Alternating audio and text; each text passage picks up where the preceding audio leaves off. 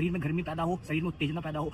अधिक मात्रा में अगर आप शिलाजीत भी ले लेंगे ना तो आप उसको भी कंट्रोल नहीं कर पाएंगे। आप अगर लहसुन ज्यादा खाएंगे तो आप उसे कंट्रोल नहीं कर पाएंगे। अगर आप प्याज ज्यादा खाएंगे तो आप उसे भी कंट्रोल नहीं कर पाएंगे। वो श्वास हमारी इतनी नीचे से चलनी शुरू हो जाती है कि नाभि के नीचे से वो जनन इंद्री पे चोट मारना शुरू कर देती है।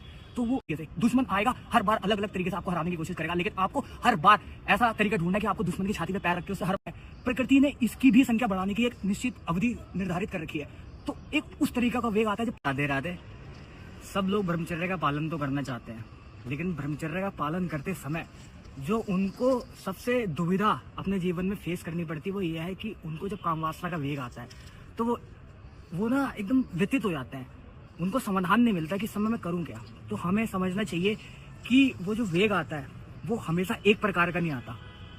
ऐसा होता है कि जैसे मुझे हस्तक्रिया करने की या मैंने अपने जीवन में सहवास किया या संभोग किया, तो वो ऐसा होता है कि जैसे मैंने 1 महीने की मेरी आदत है वो करने की, तो ठीक शरीर 1 महीने बाद वो रिमाइंडर आपको बजा देगा। अगर आपने हस्तक्रिया 7 दिन बाद करी है तो 7 दिन बाद ही आपका एक अभ्यास हो जाएगा। तो फिर 7 दिन बाद होगा क्या कि आपको काम वासना का वेग आएगा। पहला वेग उस प्रकार का होता है। दूसरा वेग इस प्रकार का होता है कि आप देखते हो कि मौसम बदलता है, गर्मी आती है, सर्दी आती है, बरसात आती है। उस समय होता क्या है कि मच्छर बढ़ जाते हैं बरसात में, चींटियां सर्दियों में अंदर चली जाती हैं और चींटियों की संख्या बढ़ जाती है। कभी कभी ऐसे प्रकृति में हर एक जो जीव जंतु उसकी संख्या अपने अपने मौसम के हिसाब से बढ़ती रहती है।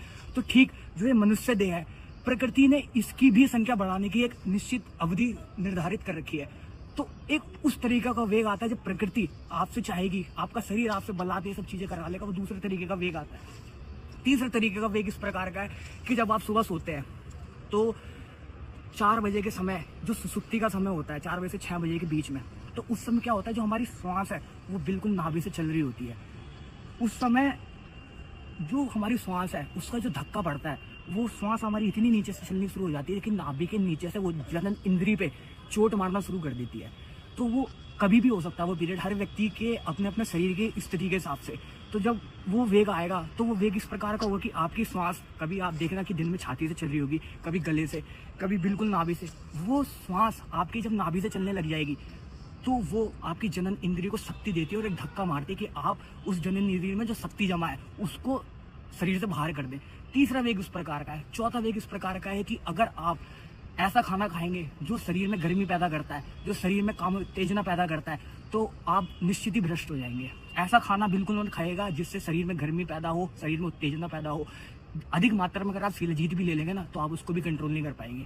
आप अगर लहसुन ज्यादा खाएंगे तो आप उसे कंट्रोल नहीं कर पाएंगे। अगर आप प्याज ज्यादा खाएंगे तो आप उसे भी कंट्रोल नहीं कर पाएंगे। ये अलग अलग तरीके के वेग आते हैं। तो जो साधक है, जो ब्रह्मचर्य से रहना चाहता है, उसे समझना पड़ेगा कि किस समय किस तरीके का कैसा वेग मेरे जीवन में आ रहा है, तो तब उससे बचा जा सकता है। नहीं तो इससे बचने का कोई और उपाय नहीं है कि हम सोचे कि एक ही तरीके से। दुश्मन आएगा, हर बार अलग अलग तरीके से आपको हराने की कोशिश करेगा, लेकिन आपको हर बार ऐसा तरीका ढूंढना है कि आपको दुश्मन की छाती पे पैर रख के उससे हर बार परास्त करना है। राधे।